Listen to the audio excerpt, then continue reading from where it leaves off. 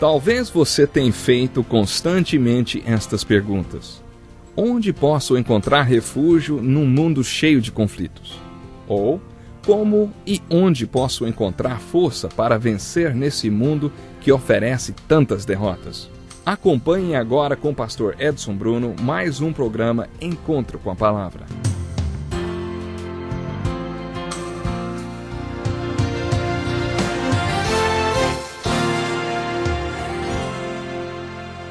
Seja bem-vindo.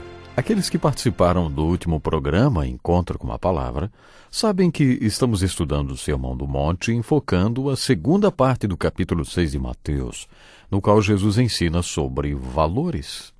Hoje falaremos de um valor que envolve agir com convicção e com coragem para agradar ao Senhor. Nos versículos 22 e 23, Jesus disse: "Os olhos são a candeia do corpo. Se os seus olhos forem bons, todo o seu corpo será cheio de luz. Mas se os seus olhos forem maus, todo o seu corpo será cheio de trevas. Portanto, se a luz que está dentro de você são trevas, que tremendas trevas são." Como já dissemos, os olhos representam a mente. Se os olhos representam a mente e a perspectiva de vida que a pessoa tem, Jesus está dizendo o seguinte: nesta vida você pode ter um corpo cheio de luz ou um corpo cheio de trevas. Em outras palavras, você pode ter uma vida muito feliz ou o oposto, uma vida deprimente e triste. Vai depender de como você vê as coisas, de como você enxerga a vida, da sua perspectiva de vida ou dos seus valores. Jesus está ensinando outra lição muito importante. Se você tiver a perspectiva correta da vida, se você enxergar a vida da maneira correta, você pode ser feliz. Mas se sua perspectiva não for a correta, sua vida pode se encher de trevas. E como essa escuridão pode ser grande? A infelicidade e o potencial para a infelicidade é incalculável quando não se tem a perspectiva correta de vida. Este é um fato muito importante. As pessoas agem e gastam seu dinheiro, tempo e energia de acordo com a perspectiva de vida que têm. Esta é uma verdade sobre valores muito importante. E agora, mais uma vez, quero acrescentar um comentário sobre os cristãos. Existem muitos cristãos enfrentando um sério problema. Na verdade, acho que esse é o problema que os pastores mais enfrentam. Eu o chamo de esquizofrenia espiritual. O esquizofrênico é aquele que não tem uma visão única das coisas, é aquela pessoa que tem visão dupla. Comentamos sobre a letra de uma música que diz: "Destaque o positivo, elimine o negativo, nada de ficar em cima do muro." Em várias passagens a Bíblia ensina que a pessoa que fica em cima do muro é infeliz. No livro do Apocalipse, encontramos as seguintes palavras de Jesus para a igreja de Laodiceia: "Assim, porque você é morno, não é frio nem quente, estou a ponto de vomitá-lo da minha boca." Por este versículo podemos dizer que não podemos ser do tipo de pessoa que fica em cima do muro. A afirmação de Jesus no versículo 24 levanta outra pergunta sobre valores. Primeiro, vamos ler o texto bíblico. Ninguém pode servir a dois senhores, pois odiará um e amará o outro, ou se dedicará a um e desprezará o outro. Vocês não podem servir a Deus e ao dinheiro. A pergunta que eu quero fazer é a seguinte: a quem ou a que você serve todos os dias? Ou com quem estão firmadas as suas alianças? Isso tem a ver com os versículos 22 e 23, nos quais os fatos são expostos. Se você não tiver a mente dividida, será feliz seguindo a Jesus. Mas se você é do tipo que quer o melhor dos dois mundos, se você crê, mas duvida, se você é um espiritual esquizofrênico, então você está tentando algo impossível. Jesus pediu entrega total. Qualquer coisa menor que isso leva à infelicidade. Uma vez ouvi a palestra de um psicólogo não cristão sobre os compartimentos de lógica. Segundo ele, todos nós guardamos conflitos dentro de nós. Um lado de nós crê e o outro não, mas não admitimos que tentamos conviver com as duas opiniões. Por exemplo, ele disse: os religiosos dizem, "O Senhor é meu pastor e não temerei", mas ao mesmo tempo sofrem com úlceras e enxaquecas e com ansiedade. Então ele desafiou sua audiência ao dizer o que esse tipo de pessoa faz. Ele mesmo explicou: É como se essas pessoas construíssem um muro em suas mentes, criando 2 compartimentos de lógica. Em um desses compartimentos, colocam tudo que tem a ver com essa história de "o Senhor é meu pastor", ele explicou. Ao mesmo tempo que alimentam esse pensamento, não se permitem refletir sobre as úlceras, enxaquecas e ansiedade que demonstram que eles estão com medo. Enquanto essas pessoas se preocupam, não se permitem pensar que deveriam estar confiando nesse bom pastor. Essas pessoas mantêm esse pensamento fechado no seu respectivo compartimento de lógica. O que acontece, ele explicou, é que todos esses pensamentos conflitantes entram para o banco de memórias, pois todos possuem uma memória perfeita, capaz de nos fazer lembrar de todos os pensamentos. Essas pessoas, portanto, convivem com pensamentos conflitantes no seu subconsciente ou no seu banco de memórias. Esse subconsciente é como um copo que tem um limite de capacidade e que acaba se enchendo de pensamentos conflitantes. Quando isso acontece, o subconsciente manda um aviso para a consciência. É melhor você se livrar de tudo isso porque estou ficando louco. Tudo isso, ele explicou, pode levar à estafa ou ao esgotamento mental.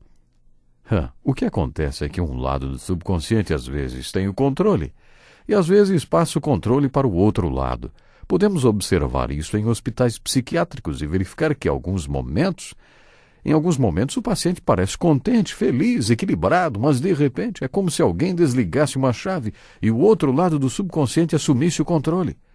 E aí a pessoa se torna terrivelmente ansiosa e perturbada. Aquele psicólogo não cristão descreveu este quadro como esquizofrenia e falou sobre suas causas. Jesus ensinou o mesmo princípio 2000 anos atrás. A mesma coisa.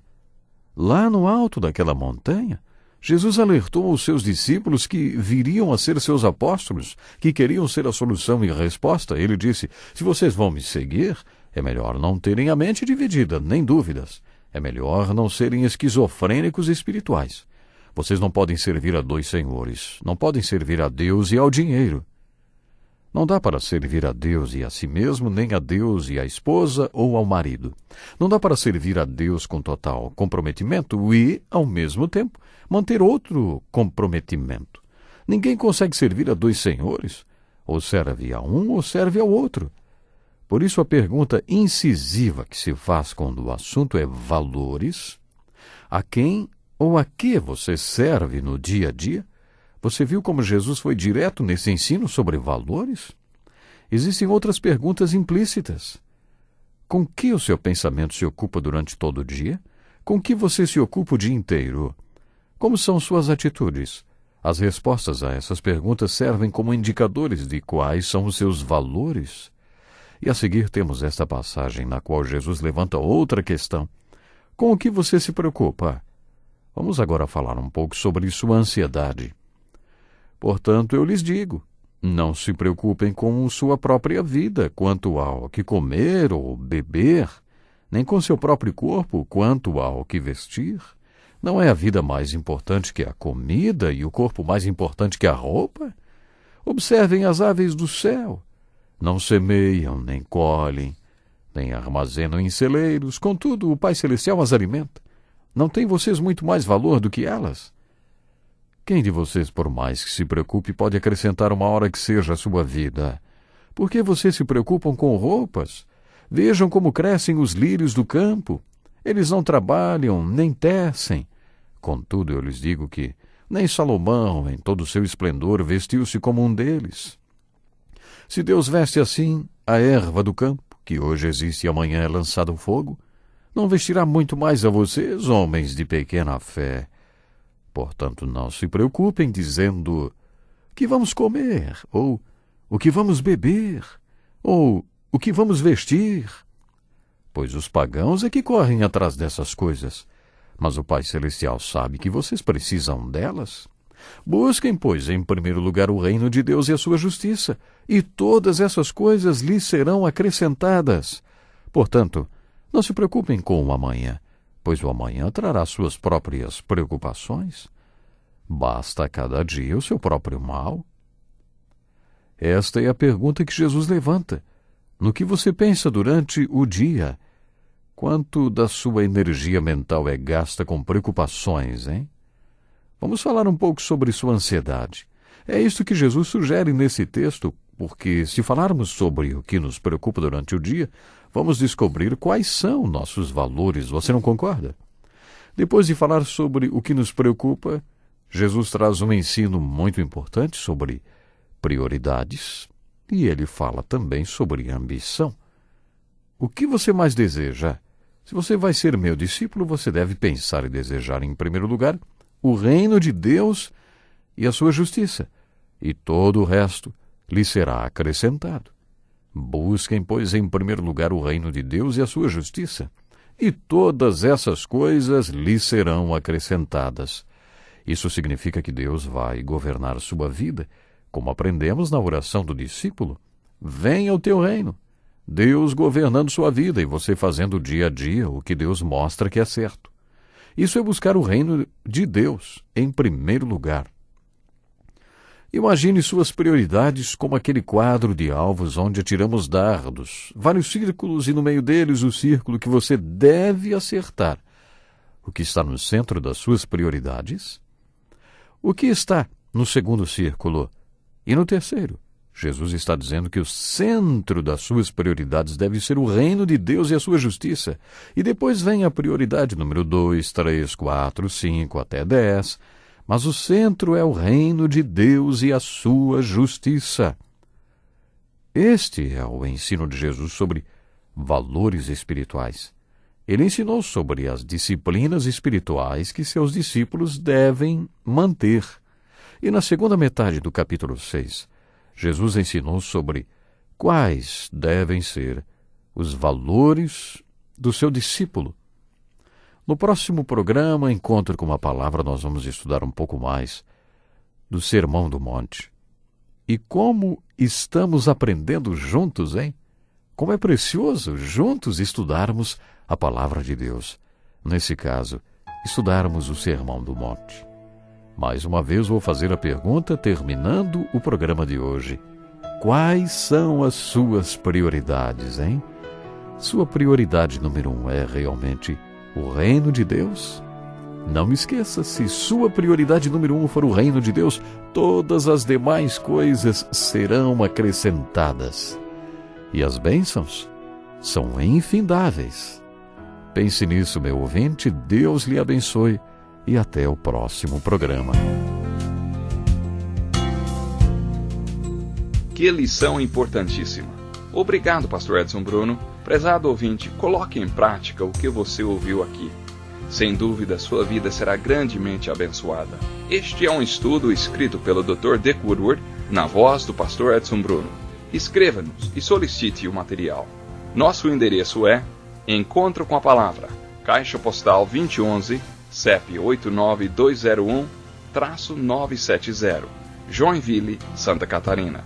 Até o nosso próximo Encontro com a Palavra.